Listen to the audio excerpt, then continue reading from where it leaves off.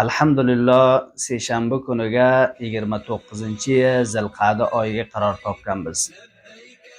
Ya'ni shu ro'zda namoz asrini o'qishlik bilan, oftob botishlik bilan Alloh taoloni eng dunyoga yaxshi tarin ro'zlari bizlar ustimizga shuru bo'ladi. Ki 10 Zilhijja. Alloh taolo hatto bu 10 Zilhijjaga Qur'oni Azimshonga o'zi qasam ichgandi. Kasoyki qurbonlik qiladilar, otalarimiz bor, inog'alar bor va opa-singil hamshiralarimiz bor. Chiki xorijgadilar va chiki dohilga vatanimizgadilar. Bir mas'uliyat, bir sunnat qurbonlik qilayotgan kishilarga nima narsadiki xohladim sharik qilsam. Rasululloh sallallohu alayhi vasallam aytdilarki, "Man kana lahu zibhun yazbahuhu." Kasiki iroda qurbonlik qilgan bo'lsa, qurbonligi bo'lsa, bog'lalgan bo'lsa, yo iroda qilgan bo'lsa, qurbonlik qilsa, Faiza ahalla hilalu zilhijja. Zilhijja oyini vaqtiki oyi ustlariga quloq qildimi, yana chiqdimi, endi buni mas'uliyati nimadi? Fala ya'khuzanna min sha'rihi va la min alfarihi. Hechga bu badanidagi mo'ylar, badanidagi qilladan birtasini ham olmasin. Va la min alfarihi va tirnoqlaridan oyog'i bo'lsin, qo'li bo'lsin ham olmasin. Hatta yudahiya, hattoki qurbonlik qilib rohat bo'lib undan so'ngra ijozatiki bor olsa oladi. Nima uchun?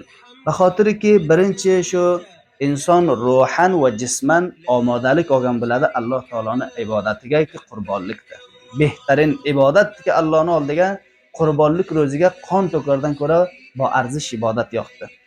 Ham jismi hatto zohiri badanlarini ham Alloh taologa muti farmonbardorlik qilib, ey Rabbim, Bahotir shu ibodat uchun o'zim ham omadalik olimman va hatto badanimga qo'l urmayman degan bo'ladi. Ikkinchi hikmat shudiki, hujjoj, luyufur rahmon, Xudoning mehmonlaridiki bor fe'lan hoji sohiblariga Saudiyada. Bular vaqtiga ihromni kiyishligi bilan hech bir ish qila olmaydi. Badanlaridan mo'ylarini uza olmaydi, qillarini va tirnoqlarini ola olmaydi, ozor aziyat boshqaga bera olmaydi. Faqat ishlari ularda zikr, azkor, tilovat, Qur'on va namoz va ro'za tutmoqdir. Bularga inson o'zini o'xshatishlik beradi. Shu asosdan hatto ba'zi mazohiblarda oldiga bu tirnog'ini yo badanidan biran qillarini uzmashlikni vojib degandi. Lihozo bu sunnatdir.